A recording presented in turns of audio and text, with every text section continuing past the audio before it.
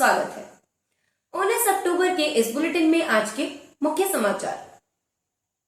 राजस्थान के सीएम अशोक गहलोत ने गुरुवार को दिल्ली में प्रेस कॉन्फ्रेंस में कहा कि सचिन पायलट और वे टिकट के सभी फैसलों में शामिल हैं। उन्होंने कहा, हम सारे मतभेद भुला चुके हैं। पायलट के साथ जो लोग मानेसर बगावत के वक्त 2020 में गए थे, उनके सारे टिकट क्लियर हो रहे हैं। मैंने एक भी सीट को लेकर ऑब्जेक्शन नहीं किया। राजस्थान में फिर से कांग्रेस सरकार बनने की स्थिति में क्या वापस गहलोत सीएम होंगे? इस सवाल पर गहलोत ने कहा कि कांग्रेस में कभी मुख्यमंत्री का उम्मीदवार नहीं बनना चाहिए। जो उम्मीदवार बनता है वो कभी सीएम नहीं बनता है। मैं जब सीएम बना तो उस समय मैं उम्मीदवार नहीं था। मुझे सोनिया गांधी ने चुना। मैं पहले भी कह चुका हूँ कि सीएम पद छोड़ना चाहता हूँ, लेकिन यह पद मुझे नहीं छोड़ रहा और यह छोड़ेगा भी नहीं।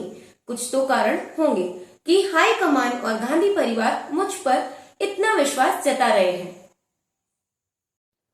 भारतीय जनता पार्टी राजस्थान में विधानसभा चुनाव के प्रत्याशियों की पहली लिस्ट के बाद हुए बवाल से सीख लेते हुए दूसरी लिस्ट आने से पहले जिला स्तर के नेताओं से चर्चा कर रही है। ये पता लगाया जा रहा है कि कौन नेता किसे टिकट मिलने के बाद विरोध कर सकता है। इससे पार्टी को डैमेज कंट्रोल करने में मदद मिलेगी और टिकट वितरण से पहले ही संबंधित नेता को समझाने का प्रयास शुरू हो जाएगा। बीकानेर में गुरुवार को हुई बैठक में पार्टी के चुनिंदा पदाधिकारियों और राष्ट्रीय स्वयंसेवक संघ के पदाधिकारियों ने इसी तरह के मुद्दों पर चर्चा की है। इस बैठक में संघ की ओर से लिम्बाराम उपस्थित रहे, जबकि संगठन की ओर से केंद्रीय मंत्री प्रहलाद जोशी, कानून मंत्री अर्जुन राम मेघवाल, प्रदेश संगठन महामंत्री चंद्रशेखर, बीकानेर के प्रभारी सीआर चौधरी शामिल हुए। बैठक में बीकानेर संभाग के बीकानेर शहर, देहात, श्रीगंगानगर, हनुमानगढ़ और चूरू के पदाधिकारी शामिल हुए। इन नेताओं को जिन सूचनाओं के साथ मीटिंग में उपस्थित रहना था, उसके बारे में पहले से बता दिया गया था। कांग्रेस के प्रदेश प्रभारी सुखजिंदर सिंह रंधावा गुरुवार को धार्मिक यात्रा पर अजमेर पहुंचे। रंधावा ने विश्व प्रसिद्ध ख्वाजा मोइनुद्दीन चिश्ती की दरगाह में जियारत कर कांग्रेस पार्टी की जीत के लिए दुआ मांगी। खास बात यह रही कि स्थानीय कांग्रेसी नेताओं को रंधावा के दौरे की भनक तक नहीं लगी। इस दौरान रंधावा ने कहा कि कांग्रेस पार्टी में भाजपा से कम बगावत है और अगर आप किसी लीडर का नाम बता दो तो मैं उसको अभी ठीक कर दूंगा। सुखजिंदर सिंह रंधावा गुरुवार दोपहर को अचानक धार्मिक यात्रा पर दरगाह पहुंच गए। खादिमों की ओर से उनका स्वागत किया गया। स्वागत के बाद रंधावा ने दरगाह में जियारत कर कांग्रेस पार्टी की जीत के लिए दुआ मांगी। कांग्रेस की राष्ट्रीय महासचिव प्रियंका गांधी शुक्रवार को दौसा जिले के दौरे पर आएंगी। वे यहां सिकराय विधानसभा क्षेत्र के कांदोली गांव में जनसभा को संबोधित करेंगी। इसकी तैयारियों का जायजा लेने के लिए कांग्रेस प्रदेश प्रभारी सुखजिंदर सिंह रंधावा कांदोली पहुंचे।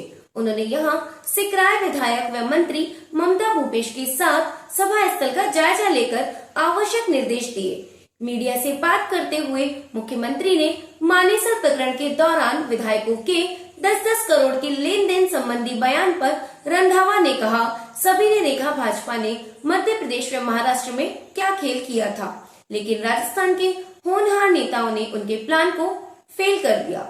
विधायकों ने कांग्रेस पार्टी पर भरोसा रखा, उसी की बदौलत सरकार ने 5 साल पूरे किए और मुख्यमंत्री ने विकास करवाने में भी कोई कसर नहीं छोड़ी। वर्ल्ड कप 2023 में भारत बांग्लादेश मुकाबला पुणे के महाराष्ट्र क्रिकेट एसोसिएशन स्टेडियम में खेला जा रहा है। बांग्लादेश ने टॉस जीतकर पहले बैटिंग का फैसला लिया है। टीम ने 44 ओवर में 6 विकेट पर 205 रन बना लिए हैं। महमूदुल्लाह रियाद और नसूम अहमद क्रीज पर हैं। मुशफिकुर रहीम 38 रन बनाकर आउट हुए। उन्हें जसप्रीत बुमराह ने रविंद्र जडेजा के हाथों कैच कराया। इससे पहले शार्दुल ठाकुर ने तौहीद हिदायत 16 रन को गिल के हाथों कैच कराया। रविंद्र जडेजा ने लिट्टन दास 46 रन और कप्तान नजमुल हुसैन शांतो 8 रन को आउट किया।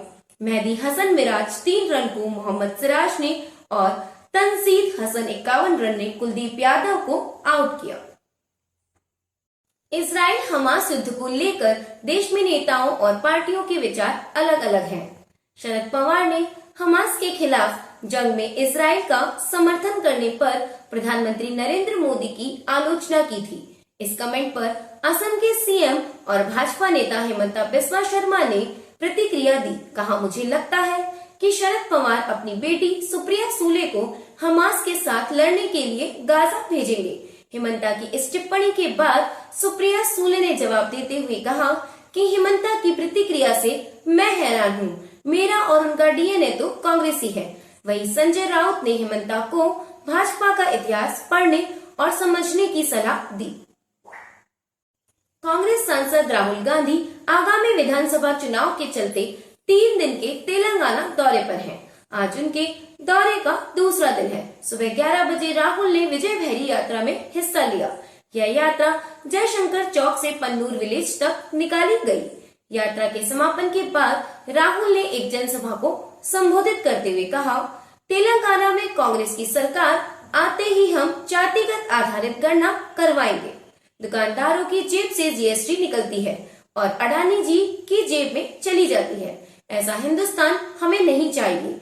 इसलिए जातिगत जनगणना जरूरी है। उससे पता लगेगा कि किसकी कितनी आबादी है और किसके पास हिंदुस्तान का कितना धन है। राहुल ने आगे कहा, जातिगत जनगणना से पता चलेगा कि देश में कितने दलित, ओबीसी, आदिवासी और सामान्य वर्ग के लोग हैं और किसकी कितनी भागीदारी है। ये देश के एक्सरे जैसा है और इससे यह भी मालूम होगा कि देश का धन कैसे बांटा जा रहा है। इसी के साथ आज के समाचार समाप्त हुए। नमस्कार।